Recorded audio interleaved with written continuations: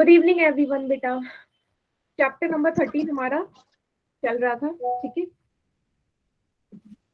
Chapter number 13 चल रहा है हमारा, और जिसमें हमने 13.4 तक कंप्लीट कर ली थी। 13.5 भी हमने शुरू कर ली थी, जिसके सवाल भी हमने कर लिए थे। और आपको मैंने होमवर्क में एक सवाल दिया था, तीसरा सवाल, कि आपको ये करके लेके आना है होमवर्क में, ठीक है।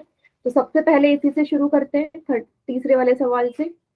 तो 13.5 जो एक्सरसाइज है, किस आकृति पे बेस्ड है हमारी? घनाभ और घन, क्यूबॉइड एंड क्यूब पे बेस्ड है ये वाली एक्सरसाइज, ठीक है। घनाभ के आयतन का सूत्र होता है, देखो आयतन निकालना है। आयतन का सूत्र है लंबाई गुणा चौड़ाई गुणा ऊंचाई, वॉल्यूम। घन के लिए होता है किनारे की घात 3 या भुजा की घात 3, ठीक है।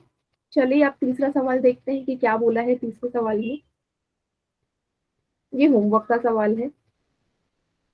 इसने बोल दिया कि भाई एक घनाभाकार बर्तन है जो 10 मीटर लंबा और 8 मीटर चौड़ा है। एक घनाभाकार बर्तन बना लेते हैं, साफ बोल देना क्यूबॉइडल वेसल है आपका, क्यूबॉइड की शेप का। इसकी लंबाई चौड़ाई ऊंचाई तीनों, सॉरी, लंबाई और चौड़ाई आपको दे रखी है, ऊंचाई तो आपको निकालनी है सवाल में, है ना। लेंथ कितनी है? 10 metre. Good evening ma'am. Good evening. Breadth कितनी है? 8 मीटर। और हाइट है, आपको पता नहीं है हाइट इसकी, ऊंचाई इसकी निकालनी है। तो क्या बोला था इसने कि इस बर्तन के अंदर कितना घन जो है द्रव्य आ सकता है। द्रव्य मतलब कोई लिक्विड है इसके अंदर, वो कितना आ सकता है? आ सकता है, समा सकता है। तो फिर से आपको समझ में आ जाएगा कि आपको आयतन निकालना है या धारिता निकालनी है। तो क्या होता है घनाभ के आयतन का सूत्र? आयतन का सूत्र volume of cuboid is equal to L into B into H, ठीक है। लंबाई कितनी दे रखी है बेटा इसकी? 10 मीटर। लंबाई है 10 मीटर, चौड़ाई है 8 मीटर, ऊंचाई निकालनी है। और आपको बोल भी रखा है कि भाई 380 मीटर क्यूब इसके अंदर क्या आ रहा है? द्रव्य आ रहा है, इतना इसके अंदर लिक्विड है। तो आपको ऊंचाई निकालनी है। सिंपल सा है। क्या करना है आपको बेटा? ये दोनों अंक जो एच के साथ है ये हटाने पड़ेंगे, तभी आपका आंसर आएगा। तो दोनों ही गुणा में है, जब इस तरफ आएंगे तो नीचे आके भाग हो जाएंगे 380 के नीचे, तो 10 गुणा 8। अब जो संख्या कट रही है काट दो, 0 से 0 कट गया। h बराबर 38/8। अब इसको कर लेते हैं डिवाइड, 38 को 8 से। 8 4 जा 32, 8 चौके 32, 8 में से 6 गए, 2 गए 6, दशमलव लगाया, 8 सत्ते 56, 10 में से 6 गए 4, दशमलव पहले से है, 8 पंजे 40। कितना आ गया ऊंचाई? 4.75 मीटर। और मेरे ख्याल से सभी का यही आ रहा होगा, यही आया था। Yes ma'am. Good, yes ma'am. बढ़िया। तो कर लीजिए सभी बच्चे नोट डाउन इसे।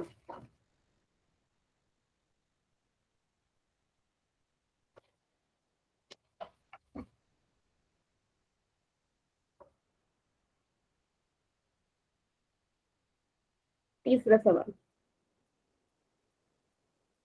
ये आपका होमवर्क वाला क्वेश्चन था जो मैंने अब आपको करवा दिया।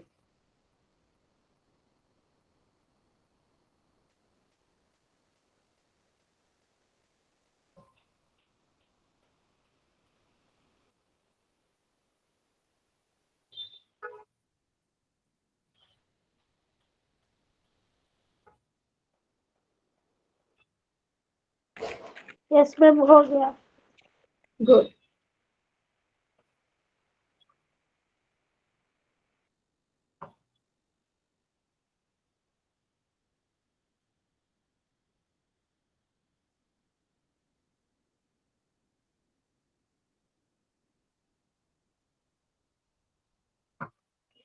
हो गया। चलिए नेक्स्ट क्वेश्चन देखते हैं बेटा। अगला सवाल है इसमें ये वाला, ये भी कुछ इसी तरीके का है, बस थोड़ा सा अंतर है इसमें। 5वें सवाल में देखिएगा, इसने बोल दिया फिर से एक टंकी कैसी है, घनाभाकार। एक टंकी घनाभ की आकृति की है, फिर से बना लो। ठीक है, उसकी धारिता आपको गिवन है, कैपेसिटी दी है इस टंकी की, मतलब इस टंकी के अंदर इतना लीटर पानी आ रहा है वो आपको दिया गया है। ये रही टंकी। ठीक है, अब इसके अंदर लिक्विड भरा हुआ है, पानी। टंकी की लंबाई आपको दे रखी है 2.5 मीटर है, और गहराई, गहराई मतलब ये ऊंचाई गहराई होती है, ये है 10 मीटर। आपको बोलना है, बताना है इस टंकी की चौड़ाई कितनी है। टंकी की चौड़ाई कितनी है आपको बताना है, लेकिन एक चीज की यहाँ पे दिक्कत आएगी, जैसे आपको धारिता दे रखी है बेटा, यहाँ पे कैपेसिटी दे रखी है 5000 लीटर, 5000 लीटर इसके अंदर पानी आ रहा है। लेकिन जब आप इसका सूत्र देखोगे, सूत्र तो ये लंबाई गुणा चौड़ाई गुणा ऊंचाई, यहाँ से तो ऊंचाई चौड़ाई निकलेगी बराबर 5000 लीटर। अगर आप देखो तो यहाँ पे लंबाई मीटर में है, और जो ऊंचाई है वो भी मीटर में है, और जो धारिता है वो लीटर में है। तो कैसे काम चलेगा, मुझे तो चेंज करना पड़ेगा ना। या तो मैं मीटर को लीटर में बदलूं, या लीटर को मीटर क्यूब में। तो क्या ज्यादा इजी होगा मेरे लिए, मीटर को आप लीटर में बदल सकते हो, लेकिन मैं लीटर को मीटर क्यूब में जरूर बदल सकती हूँ, है ना, बदल सकते हैं ना। Yes ma'am. एक मीटर, हाँ, क्योंकि 1 मीटर क्यूब में कितने होते हैं, 1000, 1000 लीटर होते हैं। 1 मीटर क्यूब में 1000 लीटर होते हैं, तो इसको पहले मैं चेंज कर लेती हूँ, चेंज मुझे करना ही पड़ेगा। तो क्या करेंगे आप, सबसे पहले आप यहाँ पे लिख लो, ऐसे चेंज करोगे, फिर वैल्यू रखोगे। 1 मीटर क्यूब बराबर 1000 लीटर होते हैं, तो बेटा 5000 लीटर में कितने मीटर क्यूब होगा, 5000 लीटर को 1000 से, 5000 नहीं 50,000 है, धारिता 50,000 दे रखी है, 5000 नहीं। एक और जीरो बढ़ा दो, 50,000 लीटर में इसको कर दोगे 1000 लीटर से, प्रति लीटर से भाग, तो कितना आ जाएगा बेटा, कितना आ गया, 50 मीटर क्यूब आ गया। 50,000 लीटर मतलब होता है 50 मीटर क्यूब, तो यहाँ पुट कर देंगे 50 अब, क्योंकि अब चेंज हो गया, बराबर में 50। लंबाई आपको दे रखी है 2.5 मीटर, चौड़ाई आपने निकालनी है, ऊंचाई है 10। अब 2.5 को 10 से गुणा कर दो, ज्यादा इजी रहेगा, ये आएगा 25, क्योंकि एक अंक आगे खिसकेगा, एक जीरो है, गुणा बी बराबर 50। बी का मान कितना आ गया बेटा, 50/25, 25 दूनी 50, बी बराबर 2 मीटर, 2 मीटर आ गया आपका। आया समझ, सबसे पहले मैंने लीटर को मीटर क्यूब में बदला और फिर वैल्यू निकाल ली।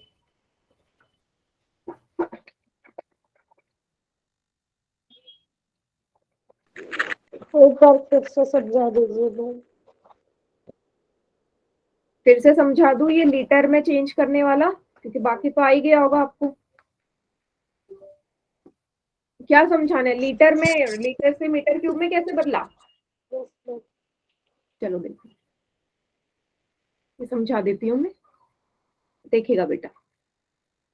आपको बोल दिया सवाल में कि भाई एक टंकी में ना 50,000 लीटर पानी है, 50,000 लीटर पानी है। अब बेटा मुझे लीटर को बदलना है मीटर क्यूब, कि भाई मीटर क्यूब में कितना पानी होगा। ठीक है, तो आपको ये चीज याद रखनी पड़ेगी कि भाई 1 मीटर क्यूब में ना 1000 लीटर होते हैं, या आप इसे ऐसे भी बोल सकते हो कि 1000 लीटर में 1 मीटर क्यूब होते हैं, दोनों एक ही बात है। 1000 लीटर में 1 मीटर क्यूब होते हैं, या 1 मीटर क्यूब में 1000 लीटर होते हैं। तो बेटा 50,000 लीटर को मुझे मीटर क्यूब में बदलना है, तो 50,000 लीटर में कितने मीटर क्यूब होंगे, 50,000 को 1000 से भाग करना पड़ेगा, प्रति लीटर से। ठीक है, लीटर से लीटर को भाग कर दो, कितना आ गया, 50 मीटर क्यूब। ठीक है, फिर आपको आगे पता ही है, मैंने वैल्यू पुट कर दी। आगे समझ? Yes ma'am.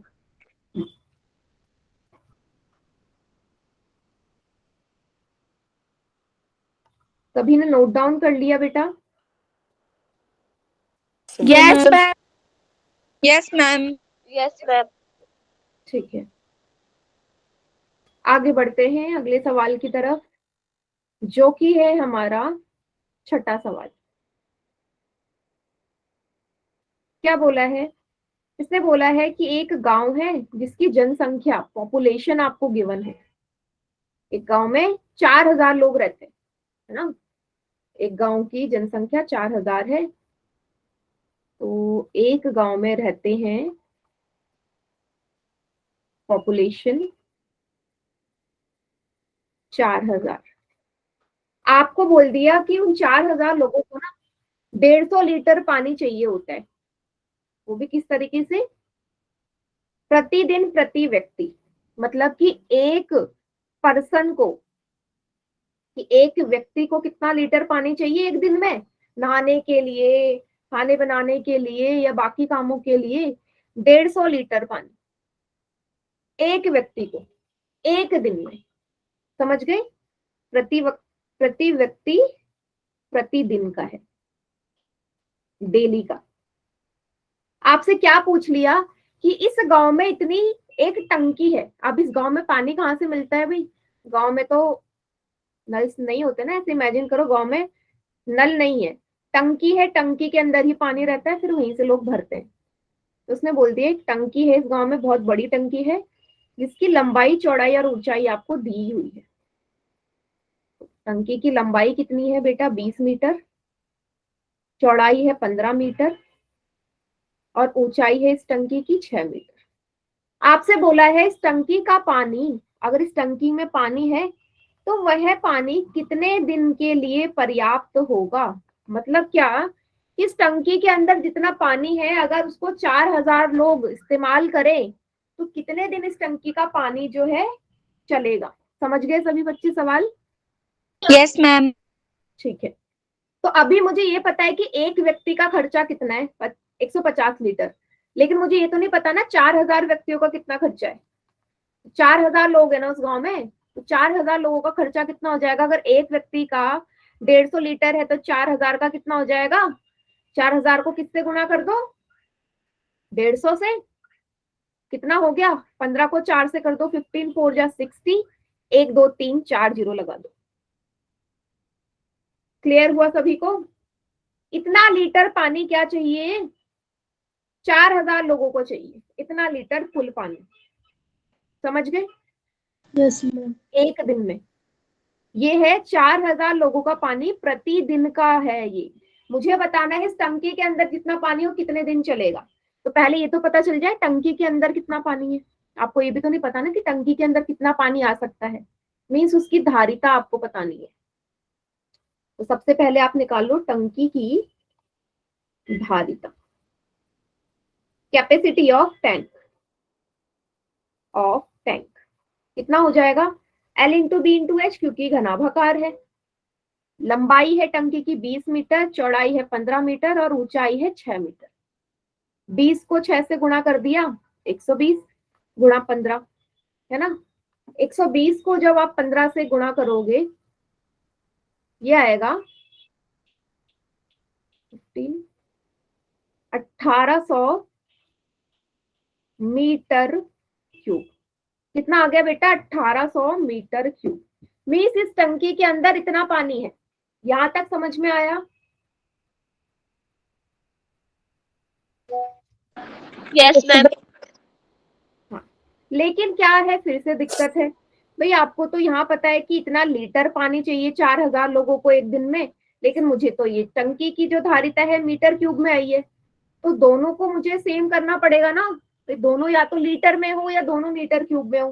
तो मैं क्या कर लेती हूँ, इस टंकी को लीटर में बदल लेती हूँ कि टंकी के अंदर कितना लीटर पानी, अभी तो मीटर क्यूब में आया है। फिर से 1 मीटर क्यूब में 1000 लीटर होते हैं, तो 1800 मीटर क्यूब में कितने लीटर होंगे? 1000 को 1800 से गुणा कर दीजिए। 1 2 3 4 5, 2 3 4 5, इतने लीटर पानी इस टंकी मैम के पुटअप अंदर। करा है आपने? हाँ, मैंने वैल्यू पुट कर दी ना। 1 मीटर क्यूब में 1000 लीटर होता है। मैं मीटर क्यूब को लीटर में बदल रही हूँ। क्यों बदल रही हूँ? क्योंकि सारी चीज अभी लीटर में चल रही है। पानी लीटर में ही तो पता चलेगा कितना लीटर है क्या है। ठीक है, तो मैंने ये कर लिया चेंज कि इस टंकी के अंदर कितना लीटर पानी है। इतना लीटर पानी है। अब देखना है कि ये लीटर जो पानी है वो कितने दिन चलेगा। तो टंकी में जितना पानी है, टंकी में जितना पानी है, आप क्या लिखोगे? टंकी का पानी दिनों के लिए पर्याप्त है। कितने दिनों के लिए पर्याप्त है? अगर आप टंकी का जितना भी पानी है उसको प्रति 4000 जो बंदों का यूज है एक दिन का, उससे क्या कर दो, भाग कर दो। तो 4000 लोग एक दिन में कितना पानी यूज कर रहे हैं? इतना कर रहे थे। तो दोनों को क्या कर दीजिए, भाग कर दीजिए। आपको पता चल जाएगा कि कितना पानी हमारा इतना 4000 लोग के लिए काफी पड़ेगा। कितने जीरो है? 1 2 3 4 5, 1 2 3 4 5, 6 कम 6, 6 तिया 18। कितने दिनों के लिए होगा? 3 दिन के लिए होगा। ठीक है, अगर 4000 लोग 3 दिनों तक इस टंकी का पानी यूज करेंगे, पूरा पड़ जाएगा। 3 दिन के बाद पानी नहीं होगा इस टंकी में। क्लियर है सभी को सवाल? Yes ma'am. Yes ma'am.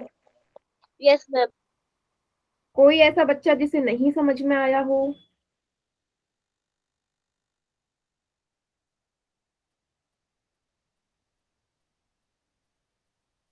समझ में आ गया तो कर लीजिए नोट डाउन।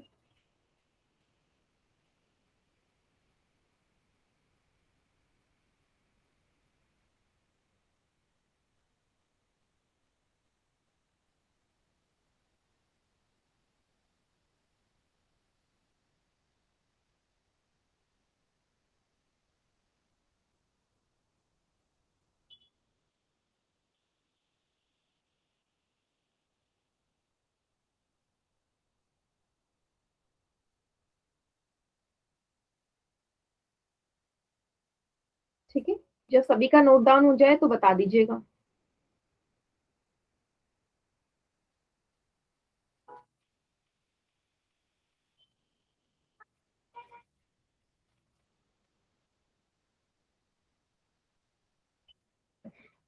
हाँ, वेरी गुड बेटा, बढ़िया। ऐसे उतारो साफ साफ, बहुत बढ़िया। काफी अच्छी कॉपी बनाई है आपने तो, एकदम साफ साफ। ऐसी बनानी सभी बच्चों को, साफ सुथरी। मैम मैंने कॉपी बना रखी है। सभी को बनानी है बेटा, है ना, क्योंकि अब तो एनसीईआरटी के सवाल हैं, आपको मिल जाएंगे कभी भी कॉपी देखोगे। अगला सवाल करें? Yes ma'am. Yes ma'am. ठीक है, 2 ही सवाल बचते हैं अब इसमें, 8वां और 9वां। 8वां सवाल भी काफी अच्छा सवाल है, देखिएगा, समझिएगा इसको भी।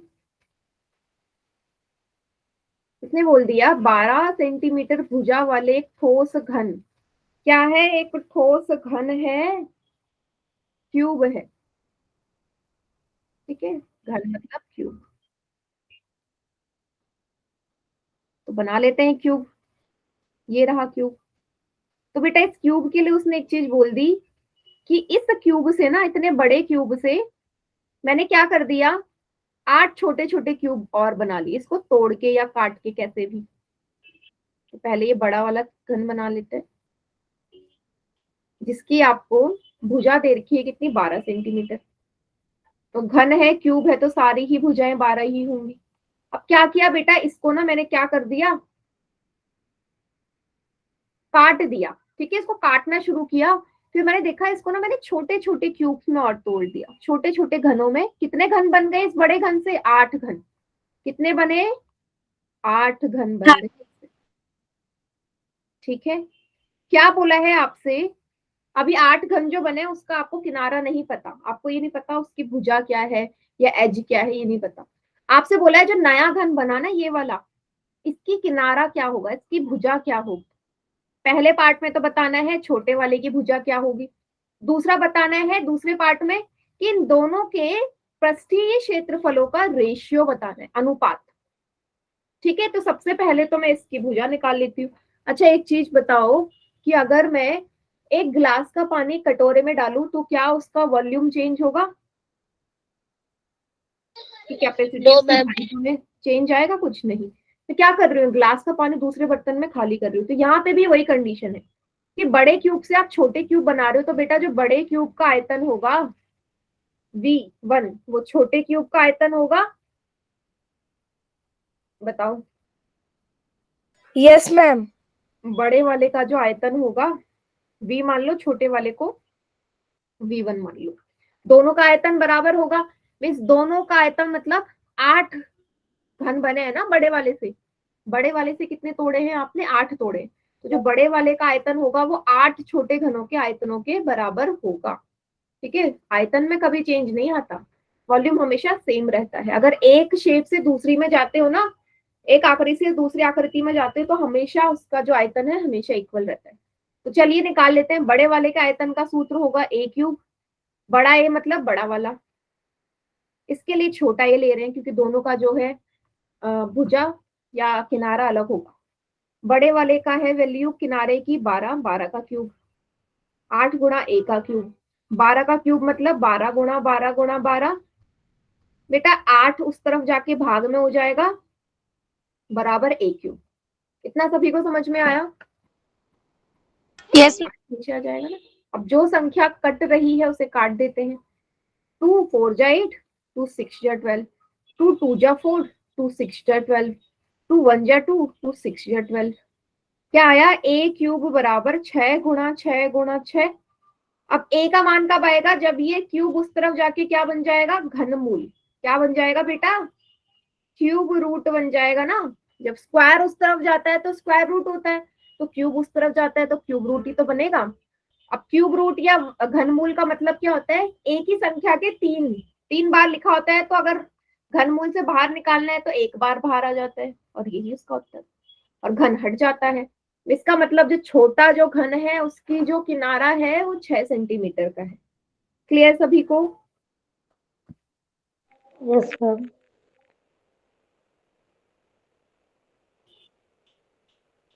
सभी को? पहला पार्ट तो हो गया, इसको कर लीजिए नोट डाउन, फिर अगला पार्ट में बताती हूँ कैसे करना।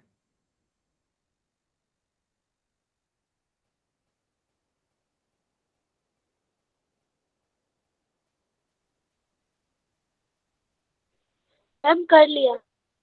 गुड। Done ma'am. सभी ने? Yes ma'am. No ma'am, no ma'am. अभी नहीं किया? कोई बात नहीं, उतार लो। Good evening ma'am. Good evening बेटा, टाइम से क्लास ज्वाइन करो, लेट हो 20 मिनट।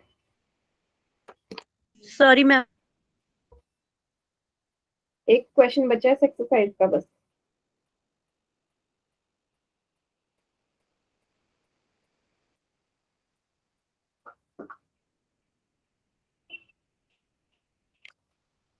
मैम एक बार और समझा दो।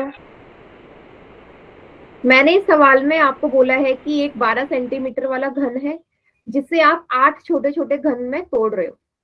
ठीक है, तो जो नया घन बना उसका आपको किनारा निकालना है। तो आपको पता है कि जब एक चीज से दूसरी चीज बनेगी तोड़ के, तो घन वॉल्यूम में या उसके आयतन में कभी चेंज नहीं होता, आयतन हमेशा समान रहता है। इसका मतलब जो बड़ा वाला घन है उसी से तो 8 छोटे छोटे घन बन रहे हैं, तो बड़े वाले घन का आयतन 8 छोटे घनों के आयतनों के बराबर होगा। बड़े वाले घन के लिए भी सूत्र क्या होता है? ए की घात 3। छोटे वाले के लिए भी यही। बड़े वाले घन में ए का मान आपको दिया है किनारा 12, 12 की घात 3 क्या हो जाएगा? 12 गुणा 12 गुणा 12। 8 इस तरफ आके भाग हो जाएगा, ये आ गया 6। 6 का घनमूल मतलब 216 होता है 6 का। क्लियर? 6 आ गया छोटे वाले। सॉल्व। ठीक है, अब देखिएगा इसके सेकंड पार्ट में आपसे क्या पूछा है।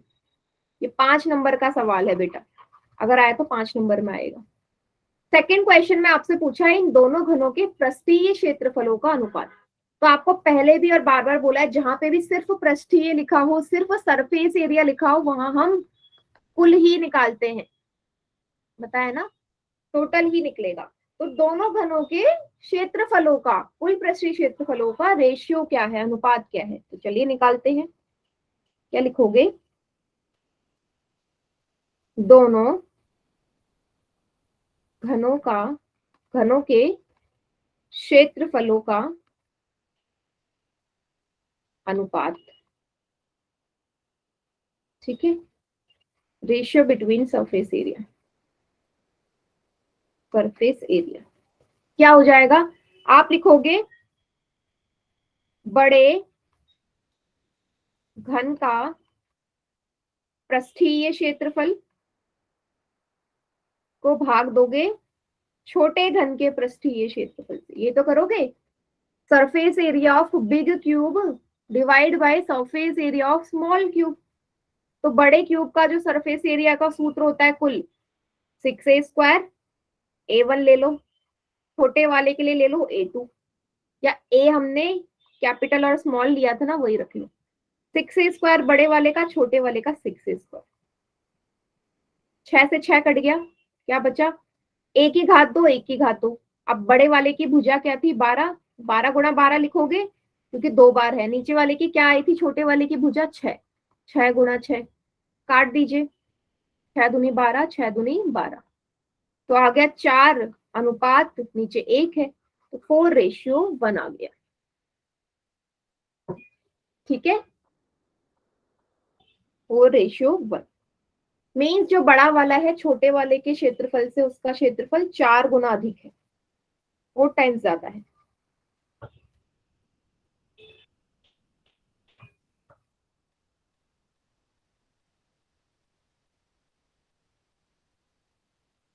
Clear? Yes, ma'am. Note down कर लीजिए।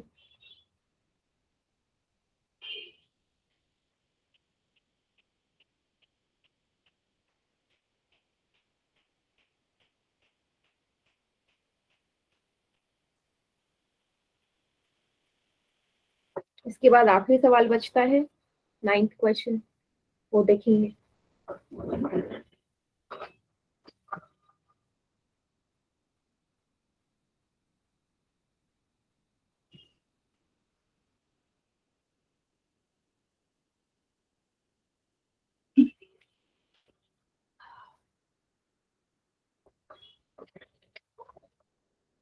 चलिए I have done, ma'am.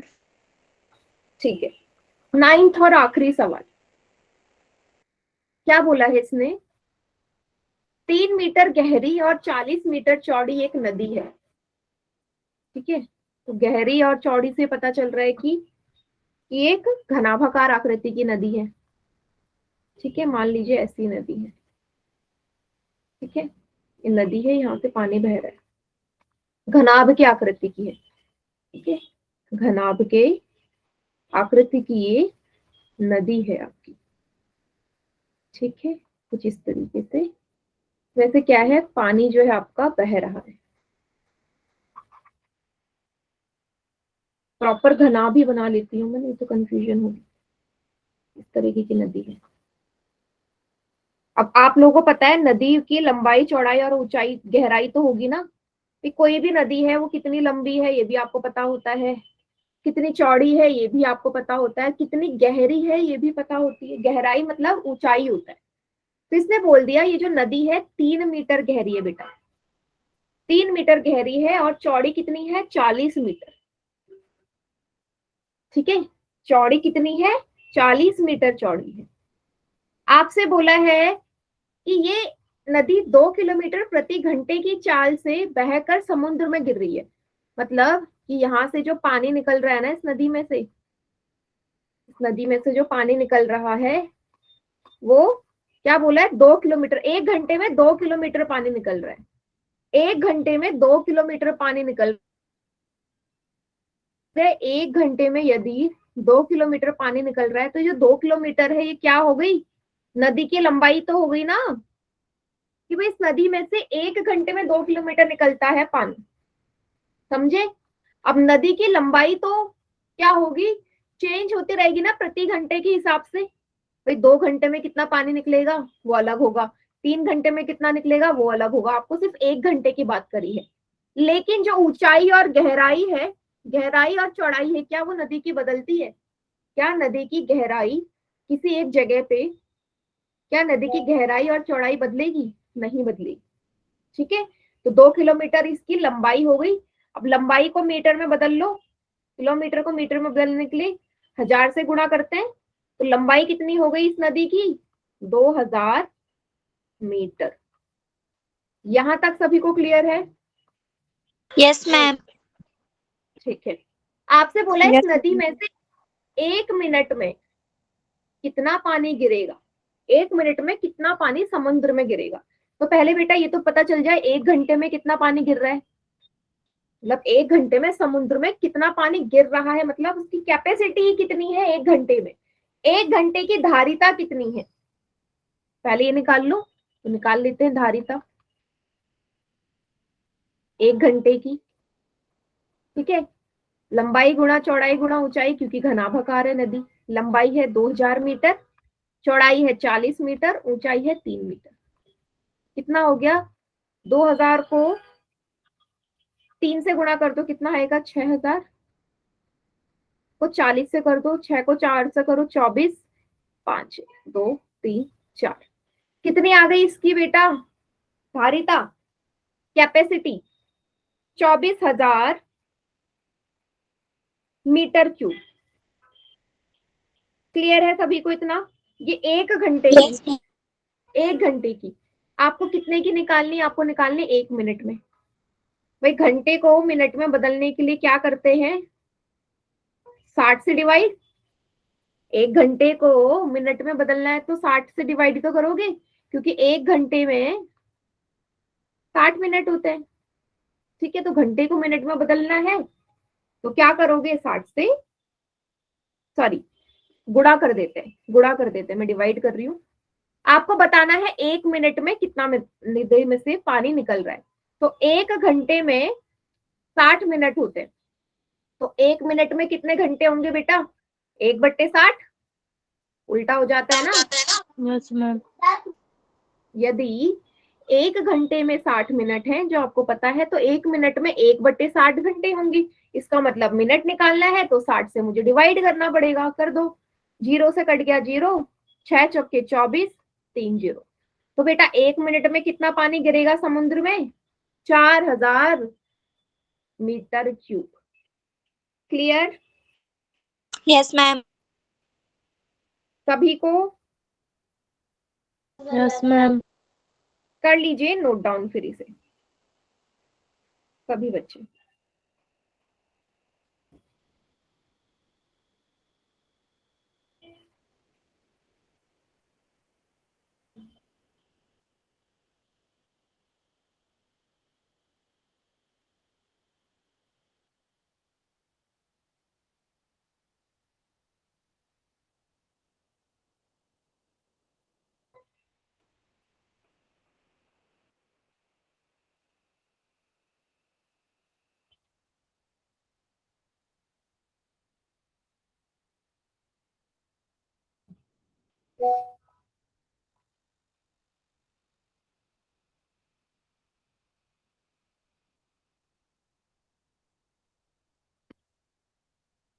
हो गया? Yes, ma'am. I have done. Very good. चलिए अब हम बढ़ते हैं आज की अगली एक्सरसाइज पे, जो कि है 13.6। 13.5 हो गई पूरी, 13.6 पे बढ़ते हैं।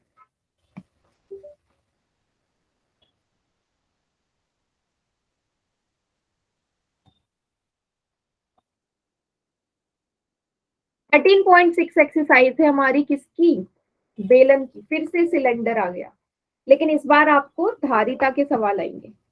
बेलन की धारिता, बेलन की धारिता। ठीक है, चलिए 13.6। तो बेटा बेलन की जो धारिता होती है, ये है बेलन, बेलनाकार आकृति बना देती हूँ। इसकी कुछ ना कुछ ऊंचाई होगी, ऊंचाई मान लो h है। इसकी कुछ ना कुछ त्रिज्या होगी, रेडियस होगी r मान लो। ठीक है, अब इसके अंदर कितना चीजें समा सकती हैं, कितनी चीजें आ सकती हैं, वो किस पे डिपेंड करेगा? इसकी ऊंचाई और इसकी ये नीचे के व्यास या रेडियस पे। तो इसके वॉल्यूम का या आयतन का जो सूत्र होता है बेटा वो होता है पाई आर स्क्वायर एच। अब पाई क्यों आया? क्योंकि ऑब्वियसली सर्कुलर है, ऊपर और नीचे से तो वृत्ताकार है ना, ऊपर वाला ये भी वृत्त है और नीचे वाला ये भी वृत्त है, इसलिए पाई का इस्तेमाल तो होगा ही होगा। क्लियर है सभी को? ये फॉर्मूला। Yes, ma'am. फिर करते हैं सवाल, उसके किस तरीके के पूछे जाएंगे। बढ़िया, गुड। पहला सवाल देखते हैं क्या बोला है। एक बेलनाकार बर्तन के आधार की परिधि। अच्छा सवाल है। देखो आपको वॉल्यूम में सरकमफेरेंस भी आ गया इसके। तो बेलनाकार बर्तन है, इसका आपको बेस का जो है ना सरकमफेरेंस गिवन है। आधार का, आधार की परिधि कितनी है? 132 सेंटीमीटर। परिधि P मतलब 132 सेंटीमीटर है।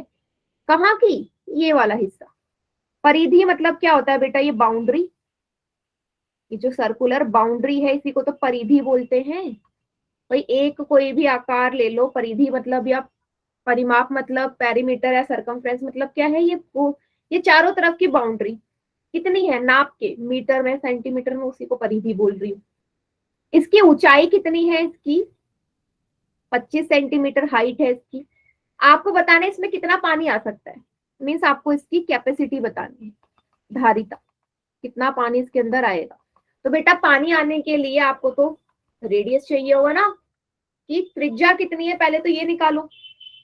फॉर्मूले में तो त्रिज्या रखना ही पड़ेगा आयतन के। त्रिज्या कैसे निकालोगे? तो त्रिज्या निकालने के लिए ही इसने यहाँ पे ये सरकमफेरेंस या परिधि दे दी आपको। तो परिधि का सूत्र क्या होता है वृत्त के लिए, सर्कल के लिए? जल्दी से बताओ क्या होता है? Perimeter of circle.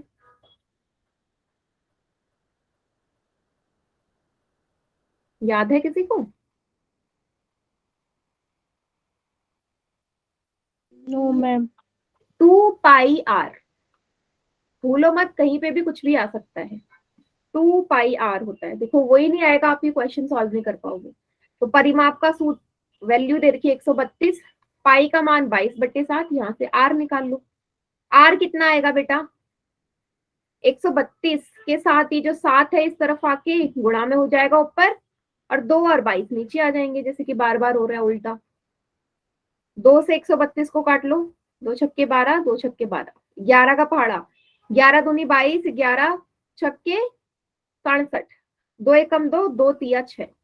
आर कितना आएगा? 7 गुणा 3, 21 सेंटीमीटर की आ गई इस बेलनाकार बर्तन की त्रिज्या। रेडियस आ गई, रेडियस आ गई। यहां से आप इसकी कैपेसिटी निकाल सकते हो, है ना। इसकी धारिता कितनी है? कैपेसिटी इक्वल टू, फॉर्मूला क्या होता है? Pi R square H, pi R square H. Pi की जगह 22/7, आर कितना आया? 21, स्क्वायर है इसलिए 21 दो बार होगा। ऊंचाई कितनी है? 25, काट दो, 7 तिया 21, और तो कुछ कटने नहीं वाला।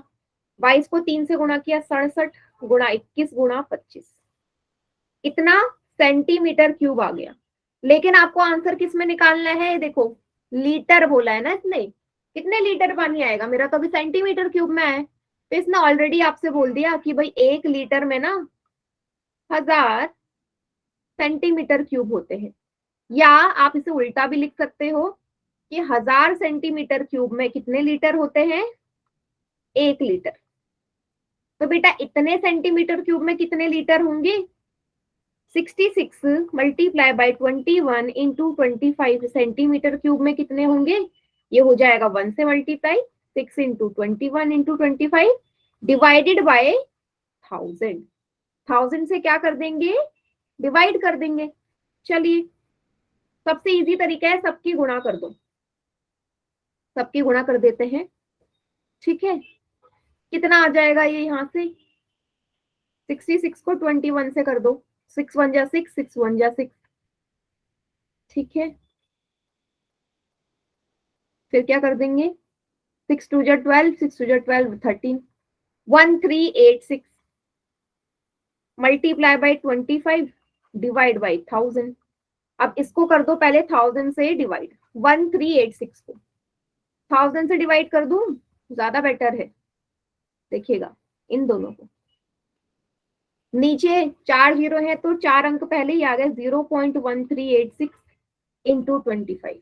अब क्या कर लीजिए, दोनों की मल्टीप्लाई कर लीजिए, या आप पहले क्या कर सकते हो, 1386 को 25 से मल्टीप्लाई कर लो, वो भी ठीक है। अगर आपको लगता है कि डेसिमल में आपसे गड़बड़ हो सकती है, कितना आ जाएगा बेटा मल्टीप्लाई करके, डायरेक्ट लिख रही हूँ, 34650 डिवाइड बाय 1000, डायरेक्ट कर रही हूँ, आप लोग कर लेना क्योंकि बहुत बड़ी कैलकुलेशन है, टाइम चला जाएगा। इतना लीटर है, एक जीरो से एक जीरो कट गया, लास्ट से 2 अंक पहले, 34.65 लीटर, 34.65 लीटर पानी किस में आ जाएगा, इस टंकी में आएगा। इस टंकी की धारिता है, ये टंकी की कैपेसिटी है। क्लियर सभी को? मल्टीप्लिकेशन वाला पार्ट आप कर देंगे, Yes. मल्टीप्लिकेशन वाला पार्ट आप करना, ठीक है। बाकी मैंने समझा दिया कि करना कैसे है। करो बेटा, सॉल्व करो। फिर अगला क्वेश्चन देखते हैं।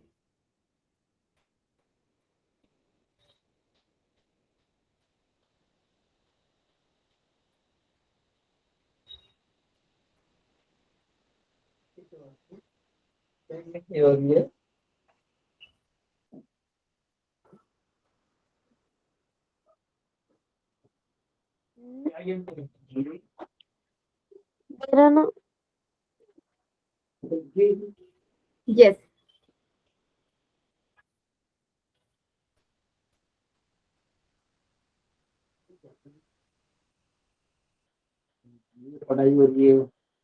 हो गया सभी का।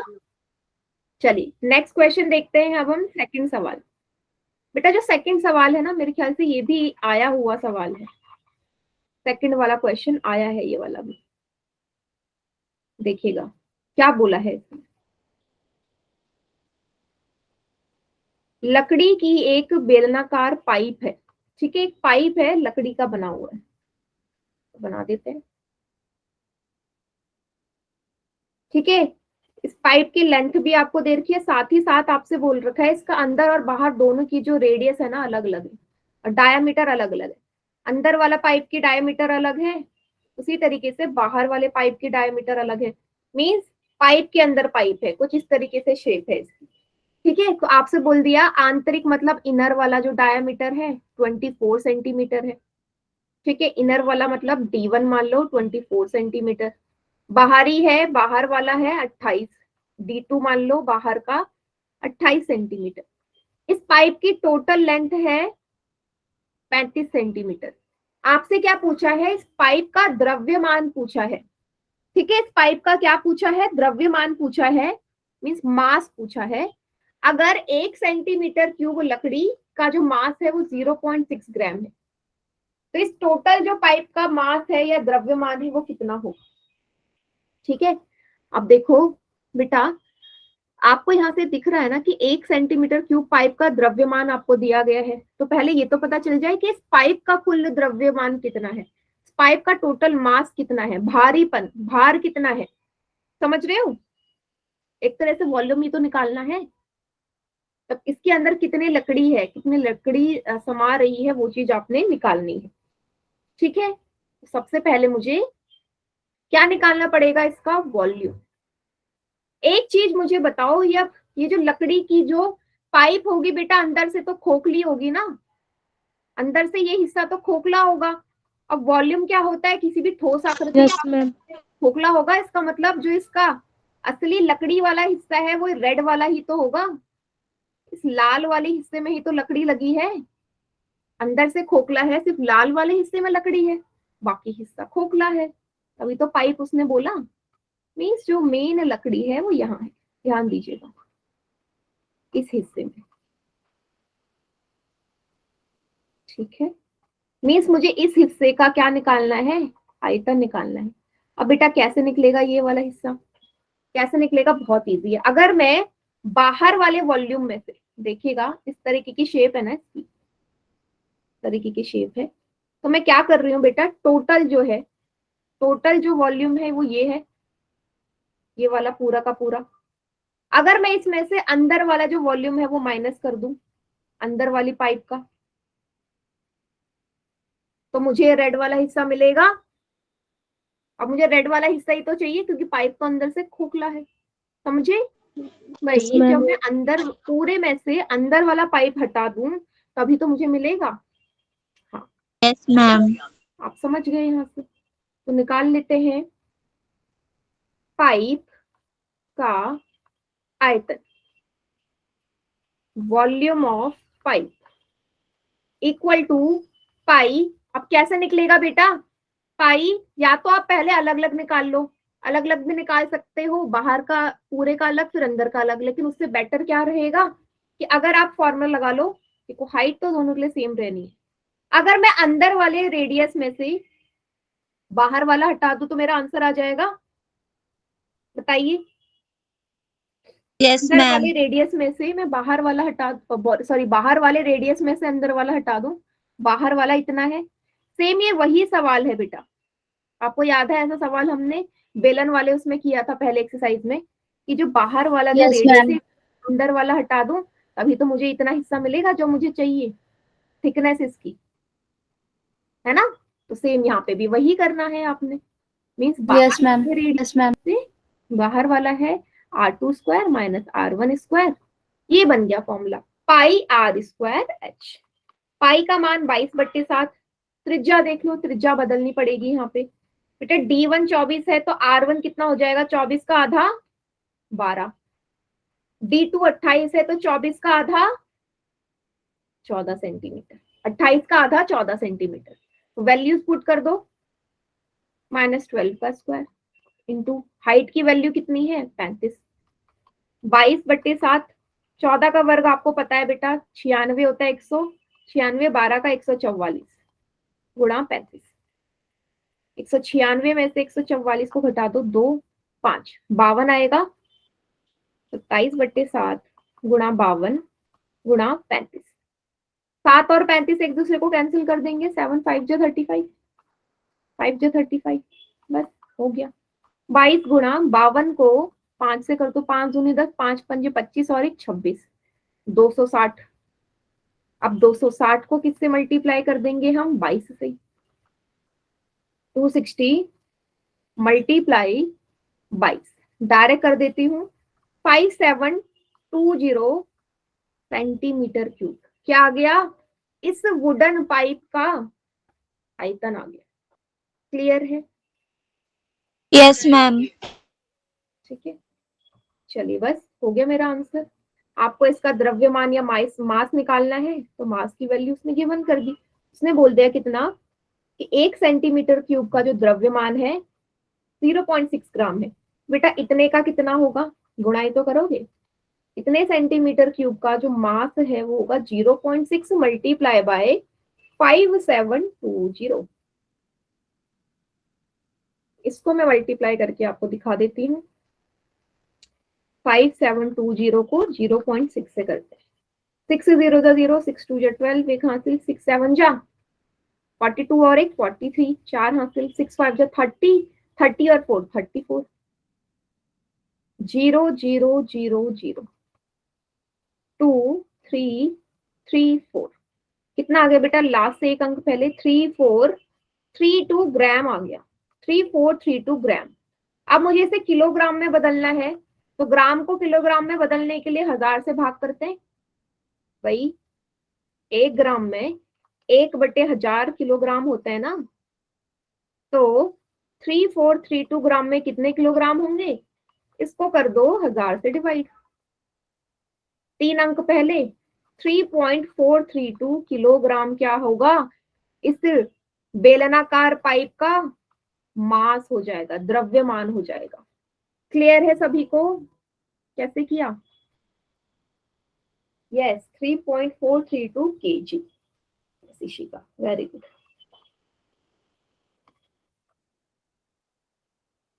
क्या समझ में नहीं आया बाकी बच्चों को बेटा? सोच बताओ, Yes, ma'am. आ गया या नहीं आया? यस नहीं मैम। आया? कौन आ से गया, मैम। स्टेप से? चलो, कुछ को नहीं आया। अंकित के नाम से बच्चा बेटा कौन से स्टेप से नहीं आया, ये बताओ।